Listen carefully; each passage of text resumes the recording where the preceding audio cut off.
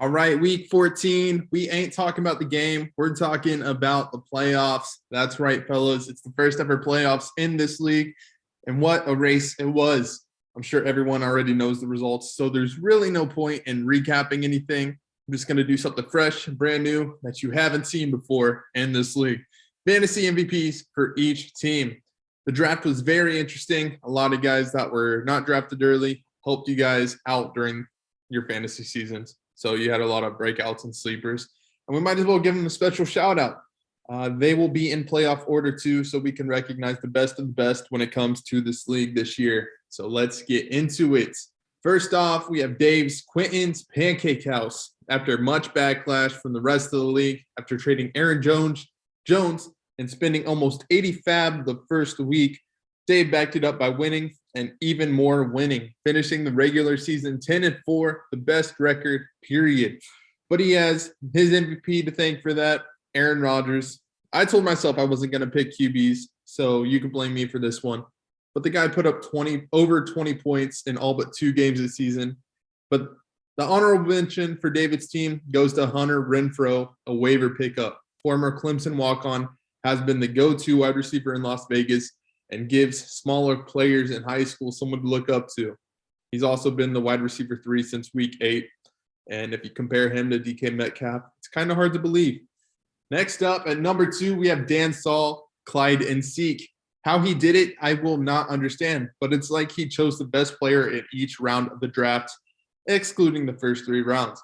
A loss this past week, and he probably would not have even been in the playoffs. But now he has a bye, so it's been a nice turnaround.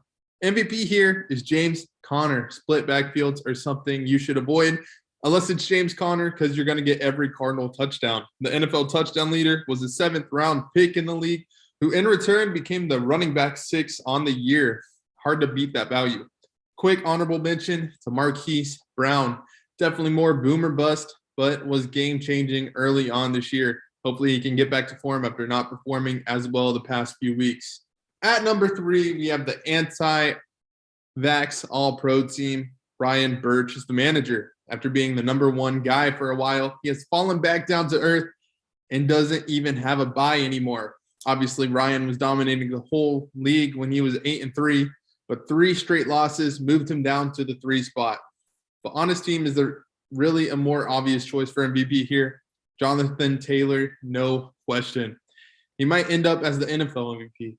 I mean, a complete 180 from when the Colts were thinking Marlon Mack was the main guy last year to having Jonathan Taylor score 50 points in a game. Ryan from the 12th spot definitely had the best 1-2 round punch because he had Najee Harris, who was picked in the first round. He deserves the honorable mention. It's like, stay away from rookies. Stay away from the Steelers' bad O-line, everyone says. But Najee just said, hold my beer, and put everyone on notice with a strong season for the rookie running back. Up next, you have me, Brian Mays, Cobra Kyler. I'm not going to lie. I'm always going to be biased when it's my team in fantasy, but I'm lucky I got in. If it wasn't for me playing the 11th and 12th place teams the last 2 weeks, I'd definitely be out, probably. I don't know. But now it's time for a championship. I'm going to win this year. Calling it. MVP for me has got to be Deebo Samuel. Deebo is a man. Fantasy community thought Ayuk was going to be the guy, so getting Deebo in the 7th round with him returning wide receiver 3 value, definitely one of the best draft picks this year. Not to mention he has played QB, running back, and wide receiver this year. Name a better utility guy. Honorable mention goes to Austin Eckler. Fun fact, Eckler is a big fantasy guy, and he gives a signed jersey to a person who wins with him on his team. If I would have won a jersey, he'd probably be the MVP for my team. But you know what? I lost, so he's just honorable mention. Number 5, McKeegan Kuhn. He has come on strong lately. He started out 1-4, and now he's in the playoffs, probably the comeback of the year in the regular season. Most of this was due to Cooper Kupp. In my opinion, if there was a fantasy MVP, Jonathan Taylor on Ryan's team would be first, and Kupp would be second. He's just so smooth, and he does not drop the ball, leading to only 1 game being a single-digit fantasy week. Quick honorable mention goes to George Kittle. Yes, he was hurt for 3 or 4 games and started really slow. But this is more of a future pick. If Kittle keeps going, puts up a few more 30-point games like he did the past 2 weeks, Keegan's gonna win the league.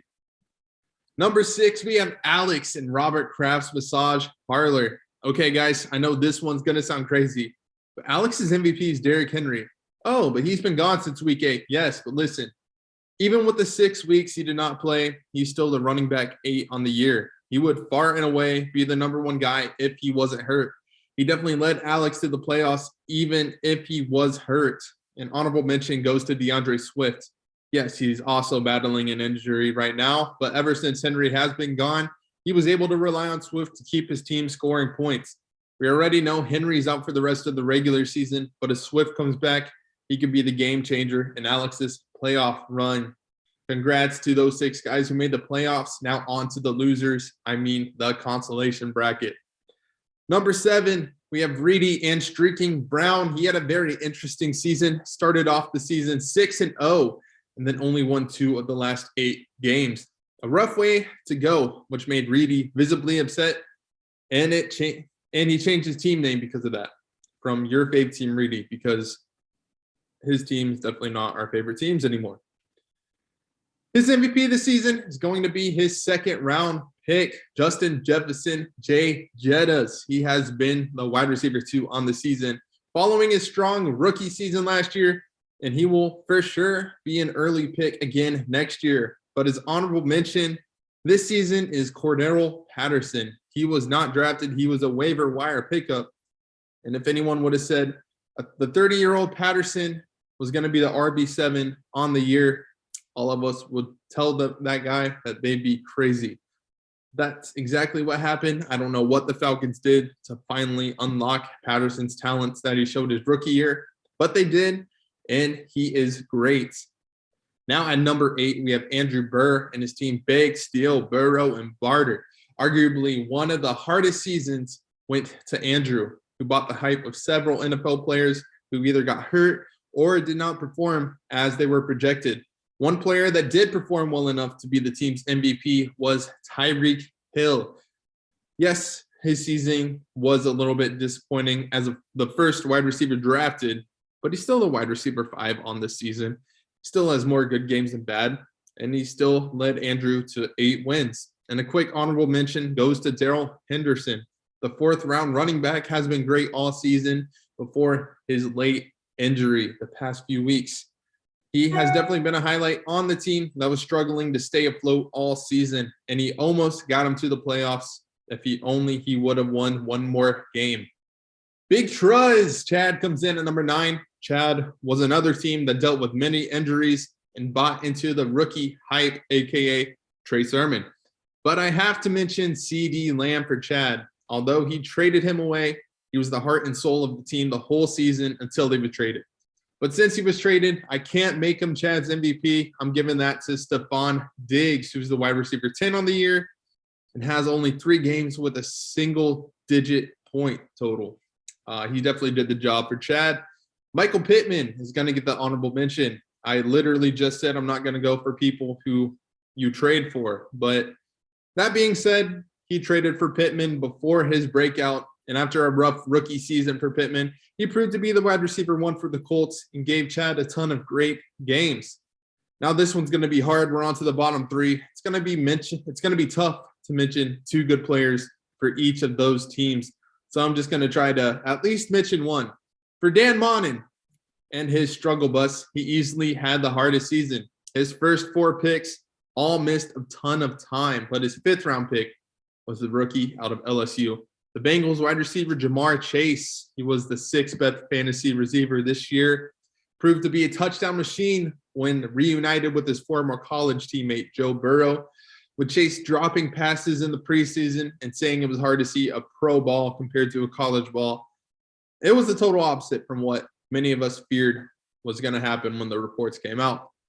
Now we have Devin at number 11. Devin narrowly avoided being last place. He had a 3-11 record, but even though he had 3 wins, he had a huge year from another Bengal in Joe Mixon. While Chase shined in the passing game, Mixon shined brightly in the running game, being the sole running back for the run-heavy Cincinnati team. Mixon is the running back 3 on the year and has been the only bright spot on a Bear Jack Mehoff team. And last but not least, actually last but least, we have Ethan Trapp, the last place number 12. The only question we have for him, what's the food going to be next year? We got pizza, wings, brisket. I mean, I'm hoping all the above. All I know is that the license plate is going to look good. Very cute on that big truck.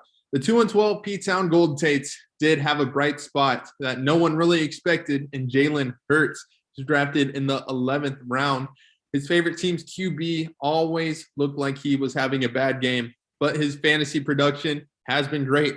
As a late round quarterback, being the number 8 quarterback of the year is a pretty good value. At one point, he was the QB2 on the season, and if it wasn't for his latest injury, he would probably be even higher. Unfortunately, that was literally the only player to make an impact on Ethan's team. So better luck next year.